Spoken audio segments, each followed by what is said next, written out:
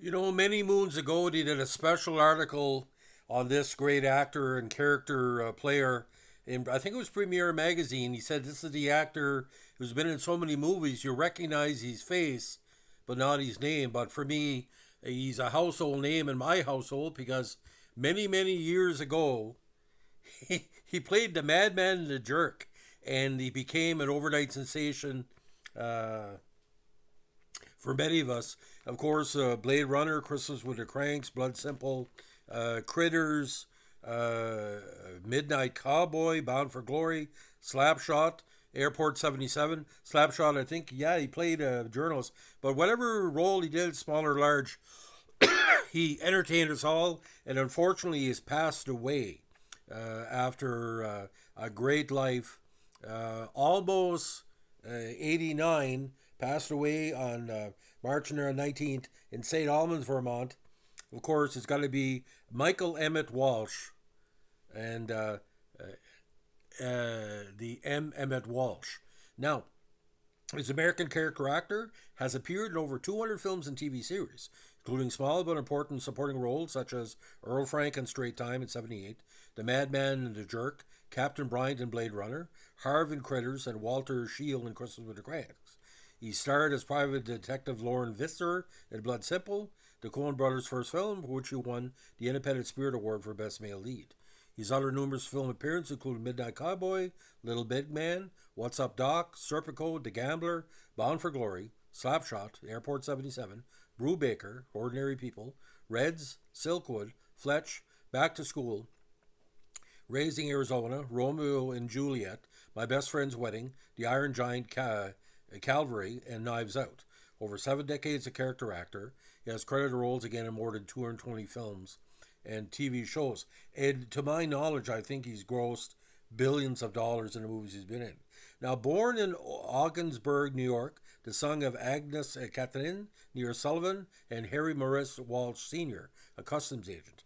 He was Irish, of course.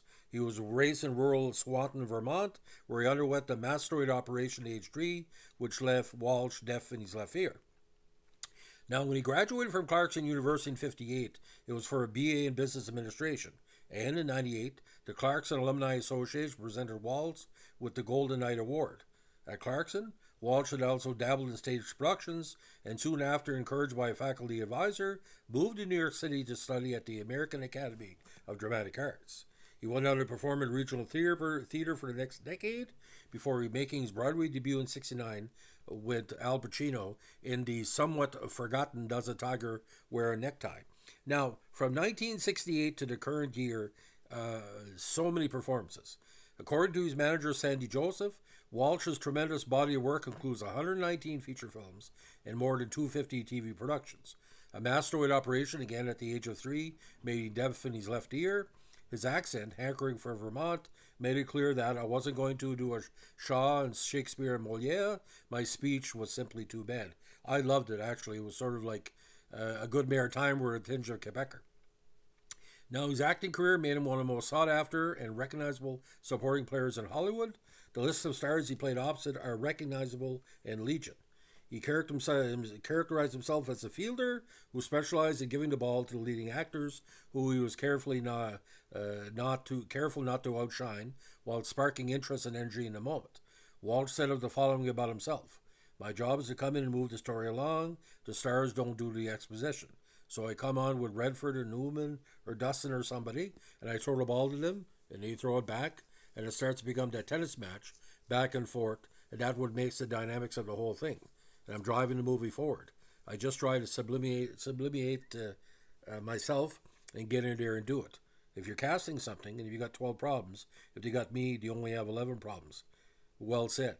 He specialized in playing villains who were blissfully oblivious to their villainy, as well as comics who were blissfully unaware of their comedian tastes. He brought a delightfully menacing presence to his dramatic characters. He was a no-nonsense worker bee in the film industry. Walsh characterized himself as approaching each job thinking it might be my last, so it better be the best work possible. I want to be remembered as a working actor. I've been paid for what I do for nothing. Walsh spent 7 years honing his craft in movie bit parts and on stage. Again, Midnight Cowboy, Little Big Man, What's Up Doc, Serpico, and of course the James Caan, The Gambler. Now, Walsh came to major prominence in the iconic 77 hockey comedy film Slapshot, and he played the cynical small-town sports writer Dickie Dunn, might be a throw out to Dan Kelly or Danny Galvin, and of course he did the 78 crime film Straight Time, in which he played a vicious parole officer opposite Dustin Hoffman.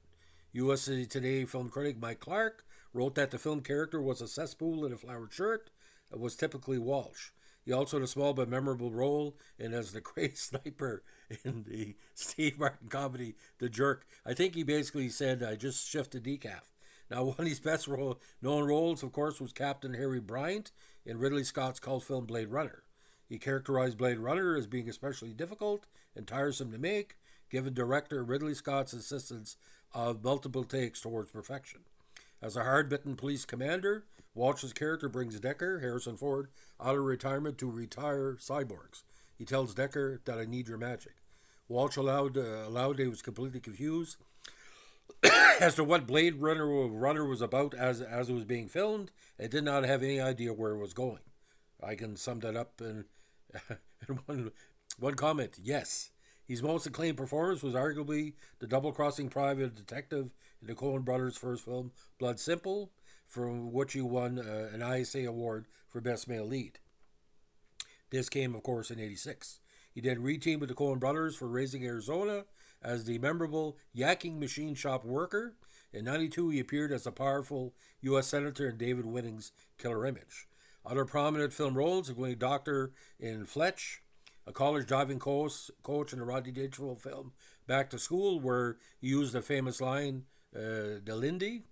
Now, the horror film Critters, Romeo and Juliet, My Best Friend's Wedding, the voice of Earl Stutz in the animated film The Iron Giant, the adventure film Snow Dogs, and a Christmas comedy film Christmas with the Cranks, where he played one of the Cranks' neighbors. Of course, he was Knives Out in 2019. On TV, he appeared as Alex Lembeck, a motorcycle cop who appointed himself as Sandy Stockton's chaperone and protector on the Sandy Duncan Show in '72. He also appeared in the episode of the NBC drama Gibbsville in '76 and Little House on the Prairie in '81. Walsh also made occasional guest appearances on Home Improvement as Tim Taylor's father-in-law in '94.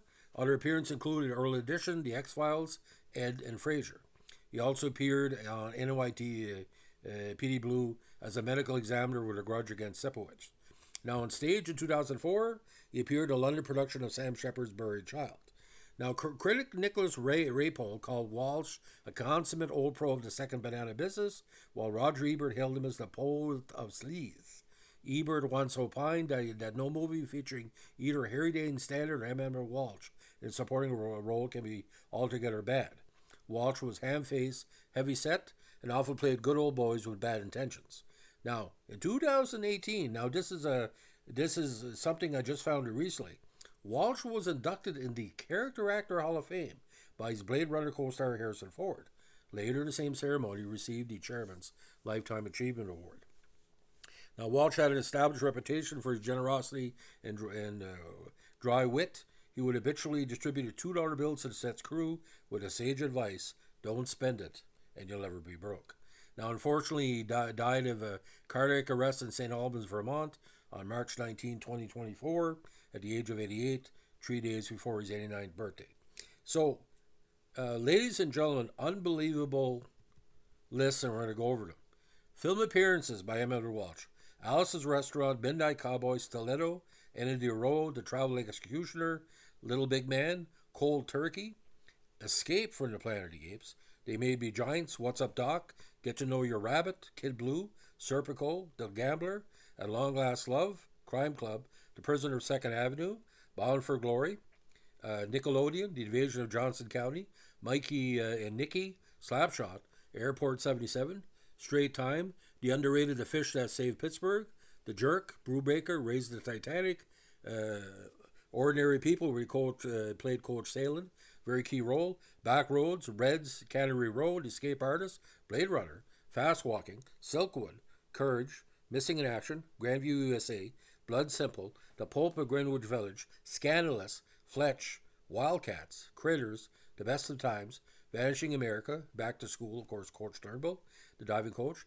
Harry and the Hendersons, No Man's Land, Raising Arizona, The Milagro Beanfield War, Clean and Sober, Sunset, War Party, Red Scorpion, The Mighty Quinn, Catch Me If You Can, Chattahoochee, Suntown, The Vampire in Retreat, Thunderground, Narrow Margin, The Lake of Truth, Killer Image, White Sands, Equinox, Four Eyes and Six Guns, Bitter Harvest, The Music of Chance, Wilder Napalm, Dead Badge, Relative Fear, Camp Nowhere, of course, with Johnson Jackson, Joshua Jackson, the Glass Shield, Cops and Robertsons, Criminal Hearts, Free Willy 2, Panther, Portraits of a Killer, Albino Alligator, A Time to Kill, Romeo and Juliet, The Killing Jar, Retroactive, My Best Friend's Wedding, Chairman of the Board, Twilight, Erasable You, Nightmare in Big Sky Country, Wild Wild West, The Iron Giant, Random Hearts, Me and Will, Jack of Hearts, Poor White Trash, Eyeball Eddie, Christmas in the Clouds, Snow Dogs, Baggage, Christmas with the Cranks, Greener Mountain, Racing Stripes, Man in the Chair, Big Stan, Sherman's Way, Your Name Here, Haunted Echoes, Don McKay, Sam Steele and the Junior Detective Agency, Youth and Revolt, Chasing 3000, The Odd Life of Timothy Green, Arthur Newman, Lovesick Love, Cigar Man, Calvary, Bowling Point, The Scorpion King 4, Quest for Power, Shifting Gears, Change in the Air, Toto, Raising Buchanan, Sorry Not Sorry, Faith, Hope and Love, Knives Out, South of Bix, The Mimic, A Little White Lie, Dottie and Soul, The Immaculate Ruin, and of course, he played Catfish and Outlaw Posse. Now, TV roles, get this, ladies and gentlemen, he was always someplace. The Doctors, NYPD Blue, the original one, Arnie, Julia, All in the Family, The Jimmy Stewart Show, Ironside, Bonanza, Nichols, we played Gay McCutcheon, The Don Rickles Show, The Bob Newhart Show, Sandy Duncan Show as Mr. Wallace, McMillan and the Wife, Dr. Fran, Amy Prentice, Rockford Filed, Sarah T., The Portrait of a Teenage Alcoholic, very underrated movie, The Waltons, Beretta, Gibbsville, Starsky and Hutch, Mary Hartman, Red Alert, Superdome, James at 15, The French Atlantic Affair, Dear Detective, No Other Love, The Gift, City and Fear, Skag, High Noon 2, Return of Will Kane, East of Eden, 3 episodes, Little House on the Prairie, ABC Afternoon Special, Night Partners, Aftermath, The Outlaws, ABC Weekend Special. Of course, these great performances with Morgan Freeman and a gentleman from Saturday Night Live in the underrated Dealer's Choice, The Hitchhiker, The Right of the People, Resting Place, The Disney Sunday Movie, Deliberate Stranger, played a detective trying to get Ted Bundy, Amazing Stories, Broken Vows, The Abduction of Carrie Swenson, Murder Ordained, Brotherhood of the Rose, Unsub, Tales from the Crypt, True Portrayal, The Civil War, The Flash, the original series, playing Henry Allen, Deadly Identity, Silver Fox, Wildcard, The Jackie Thomas Show, Home Improvement, Probable Cause, From the Mixed Up Files of Mrs. Basil E. Frankenweiler, The Outer Limits, Early Edition, Madness of Method, Tracy Takes On, Men in White, The X-Files, The Mad Thornberrys, voice actor, of course, in that one, Monster, Big Guy and Rusty, The Boy Robot, the second version, NYPD Blue, Cover Me, based on the true life of FBI family, Ed, Gideon's Crossing, Night Visions, The Mind of the Merry Man, Frasier, What's New Scooby-Doo, Charlie Lawrence, Tracy Ullman and Trailer Tales, The Guardian, Till Death, Pound Puppies. He played Olaf in that animated show. Army Wives, Damages, Adventure Time, Tim and Eric's Bedtime Stories, Empire, Sneaky Pete, The Righteous Gemstones, and American Gigolo, the episode Sunday Girl. So, unbelievable career. And what really stands out for me, you would see him in a movie and say to yourself, well, how good is this guy? And I don't think to my memory, he didn't get too many nominations through the years. But all I can tell you this, ladies and gentlemen, every VHS tape from a certain time, the late 70s, to his passing, and you could go to a VHS place, like a second hand, and see how many tapes have Emmet Walsh on the back of the box. It's tremendous. But for me, it's just so tremendous. But of course, he won Best Ensemble Cast at Method Fest for Man in a Chair. That's a very underrated movie. with Chris Plummer and Mimi Kennedy, and of course he won. He got a nominee for Best Ensemble for Knives Out on the Online Film and TV Association.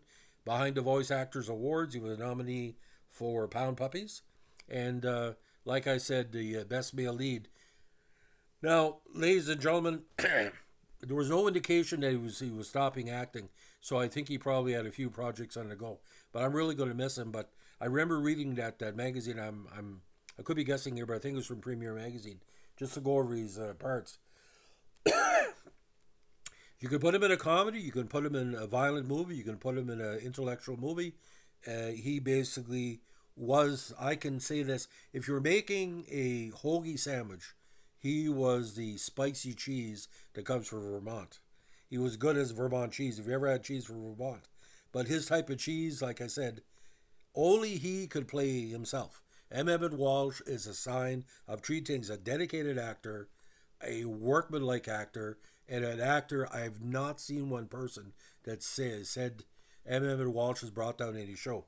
And like, do you remember him Slapshot or Back to School or the Coen Brothers? But ladies and gentlemen, the I think it was Paul Newman.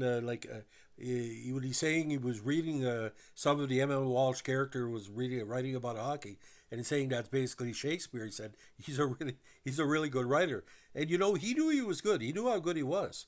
You don't come in. It's almost like this where you have a house party and someone comes over for 20 minutes and tells jokes and leaves.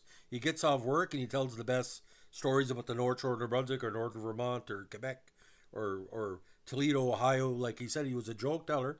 But there should be special Oscars for Lifetime Achievement. Why doesn't the Oscars have a Lifetime Achievement Award for supporting characters like Emmet Walsh? I know. In fact, I'm going to miss him. I really thought he had passed on. So it was a shock to hear he has passed on, because I didn't see that coming anyway. So, ladies and gentlemen, if you like what we're doing with our TV and movie tributes to actors like Emmet Walsh who have passed on with great respect, let us know with a like, comment, subscribe, or share. And don't forget, you're only good as your last movie. In Emmet Walsh's case, 7 decades, tremendous. Thanks for listening.